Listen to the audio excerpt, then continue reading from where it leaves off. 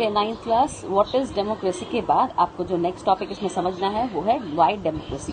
Why democracy is so important in today's world. तो यहाँ पे अगेन आपको कुछ डिस्कशंस वगैरह दे रखे हैं जिसमें मेरिट्स और डीमेरिट्स के बारे में डिस्कशन होगा। तो हम सीधे अगले पेज पे चलते हैं। यहाँ पर है आर्ग्यूमेंट्स अगेंस्ट डेमोक्रेसी, कुछ चीजें जो कि डेमोक्रेसी के खिलाफ हैं। लेकिन जब इन्हीं को हम डिटेल में आगे पढ़ेंगे तो क्लियर हो जाएगा कि इनमें कहीं ना कहीं कुछ पॉसिबिलिटीज हैं जो कि डेमोक्रेसी को फेवर करती है। जैसे फर्स्ट आर्ग्यूमेंट आपका है leaders keep changing in a democracy, this leads to instability, कि लीडर्स जो है डेमोक्रेसी में बदलते रहते हैं, इसकी वजह से हमेशा इंस्टेबल गवर्नमेंट रहती है। Democracy is all about political competition and power play. Democracy में हर कोई जो है सिर्फ पॉलिटिकली कम्पीट करके पावर में आना चाहता है, इसलिए मोरालिटी का स्कोप नहीं होता है। So many people have to be consulted in a democracy that it leads to delay. बहुत सारे लोगों को इसे कंसल्ट करना पड़ता है, इसलिए डेमोक्रेटिक डिसीजन हमेशा लेट हो जाते हैं। Elected leaders do not know the best interest of the people. जो इलेक्टेड लीडर्स हैं वो लोगों के इंटरेस्ट को बहुत अच्छे से नहीं समझ पाते और इसीलिए अक्सर बैड डिसीजंस ले लेते हैं। Democracy leads to corruption for it is based on electoral competition. इसमें करप्शन भी होता है क्योंकि इलेक्शंस के टाइम पर कॉम्पिटिशन होता है और हर कोई जीतकर पहुंचना चाहता है, आगे पहुंचना चाहता है, तो वो करप्शन भी करते हैं। Ordinary people don't know about what is good for them. आम जनता अपने अच्छे और बुरे के बारे में प्रॉपर्ली नहीं समझ पाती और इसीलिए they should not decide anything, इसीलिए उनको मौका नहीं देना चाहिए कुछ डिसाइड करने का। तो ये सारे आर्ग्यूमेंट्स को हमें नेगेटिव प्रूव करना है। इन आर्ग्यूमेंट्स में जो पॉसिबल एस्पेक्ट है उसको निकालने के लिए हम वापस से कुछ केस स्टडीज को, कुछ एग्जाम्पल्स को देखेंगे। तो सबसे पहले यहाँ पर आर्ग्यूमेंट्स फॉर डेमोक्रेसी में हम एग्जाम्पल लेंगे चाइना का, कि चाइना में एक फेमाइन आया था 1958 से 61 के बीच में, जो वर्ल्ड का वर्स्ट रिकॉर्डेड फेमाइन माना जाता है। और नियरली इस टाइम पर इंडिया और चाइना दोनों की इकोनॉमिक कंडीशन लगभग एक जैसी थी, लेकिन फिर भी चाइना में इस फेमाइन की वजह से 3 करोड़ से ज्यादा लोगों की मौत हुई। अब इस तरह का फेमाइन कभी इंडिया में क्यों नहीं आया? तो कई इकोनॉमिस्ट का मानना ये है कि पॉलिटिकल सिचुएशन जो थी, पॉलिटिकल कंडीशन जो थी, वो बिल्कुल अलग अलग थी। अगर यहाँ पर भी चाइना में भी प्रॉपर डेमोक्रेसी होती और यहाँ पर भी लोगों को अपनी ओपिनियन पेश करने का मौका मिलता, party election, multi party elections होते, ऑपोजिशन पार्टीज होती, प्रेस फ्री होती क्रिटिसाइज करने के लिए, तो कभी ऐसी नौबत नहीं आती। क्योंकि इंडिया में मल्टी पार्टी इलेक्शंस होते हैं तो इस तरह की पॉसिबिलिटीज खत्म हो जाती है। फूड स्केर्सिटी को लेकर हमेशा सरकार जो है जागरूक रहती है, रिस्पॉन्ड करती है, क्योंकि उनको हमेशा ये डर रहता है कि अगर हमने लोगों के लिए काम नहीं करा तो अगली बार हमारी सरकार गिरा दी जाएगी। दैट मीन्स एक प्रॉपर डेमोक्रेसी के अंदर government is always accountable towards the people.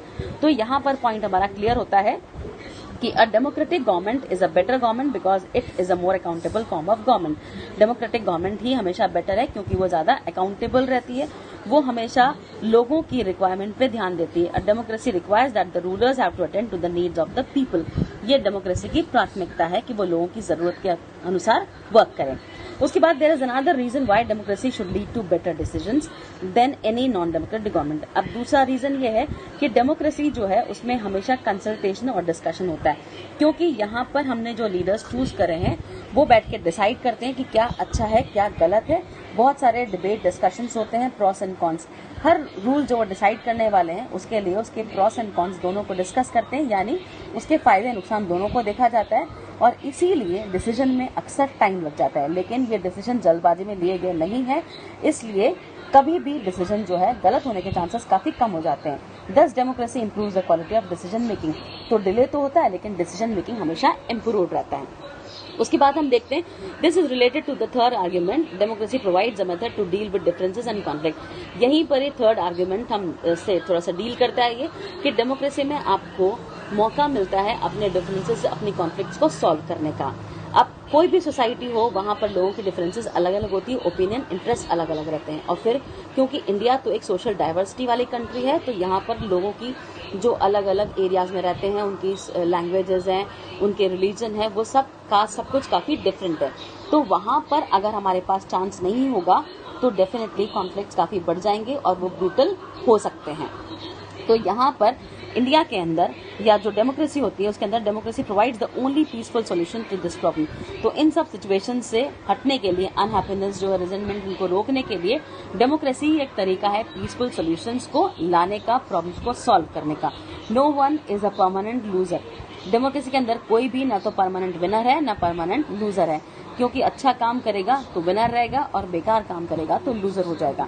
इसलिए डेमोक्रेसी हमेशा लोगों के अकॉर्डिंग काम करेगी।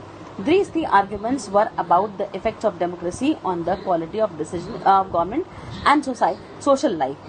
ये डिफाइन करता है कि डेमोक्रेसी किस तरह से वर्क करती है, गवर्नमेंट की क्वालिटी और सोशल लाइफ किस तरह से चलती है। But the strongest argument for democracy is not about what democracy does to the government, it is about what democracy does to the citizen।